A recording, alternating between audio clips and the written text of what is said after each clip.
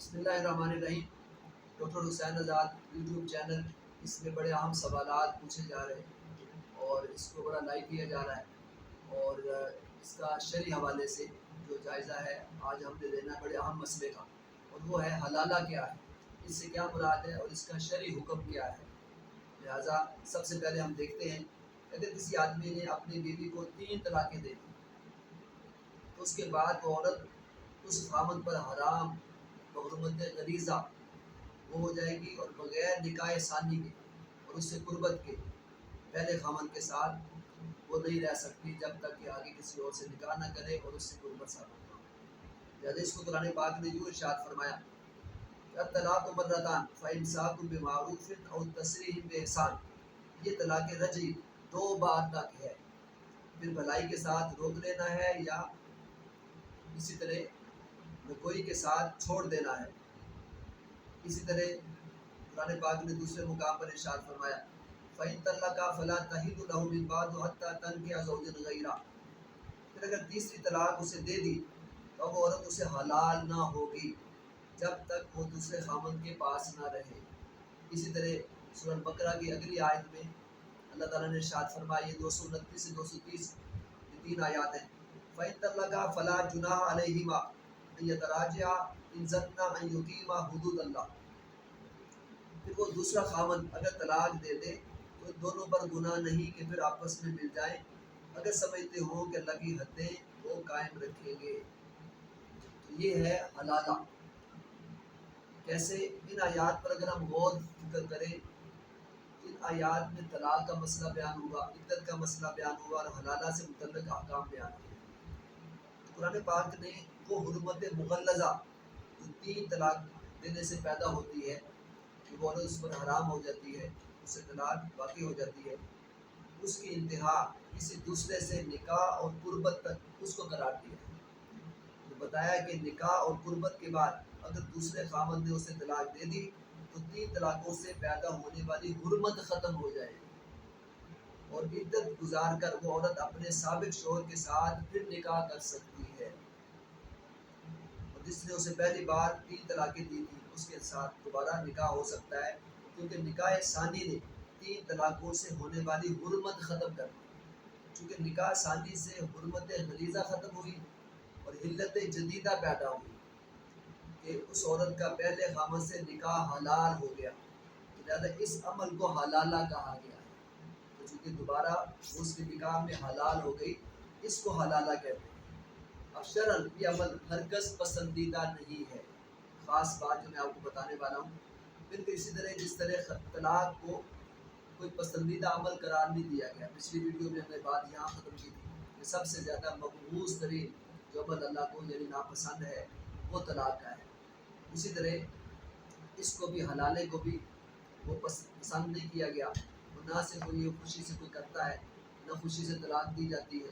مجبوری کے تحت دی جاتی ہے۔ اس لیے آقا دو جہاں نے ارشاد فرمایا ابغض الحلال الی اللہ الطلاق، کہ اللہ کے ہاں حلال اور جائز کاموں میں سب سے زیادہ ناپسندیدہ ترین وہ طلاق ہے۔ اسی طرح دوسرے مقام پر ارشاد فرمایا، یہ پہلی حدیث ابو داؤد کی ہے، ابھی جو میں کوٹ کر رہا ہوں یہ دارقطنی کی ہے،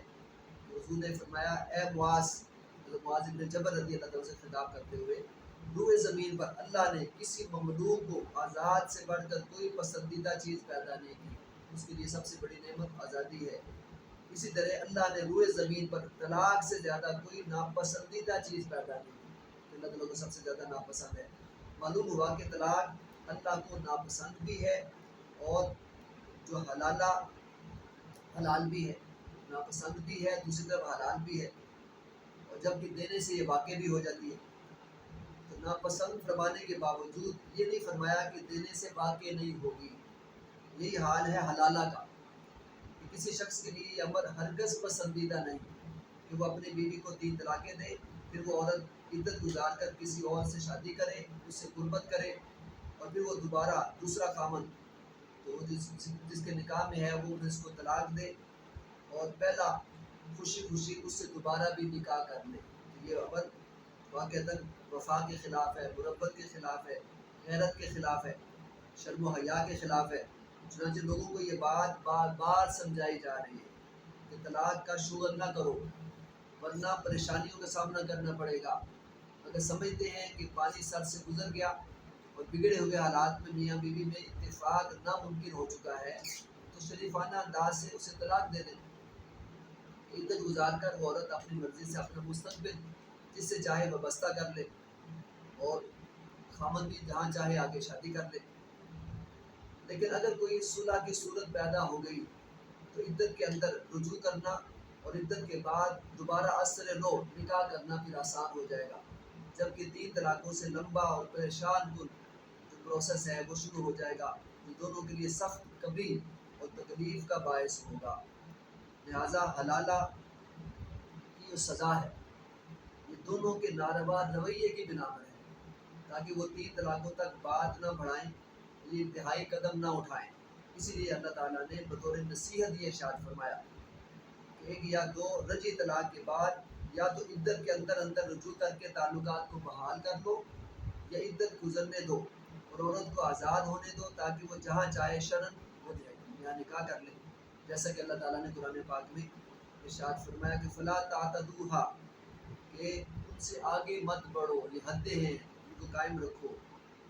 اور 1 یا 2 رجی سے آگے بڑھ کر تیسری طلاق نہ دو۔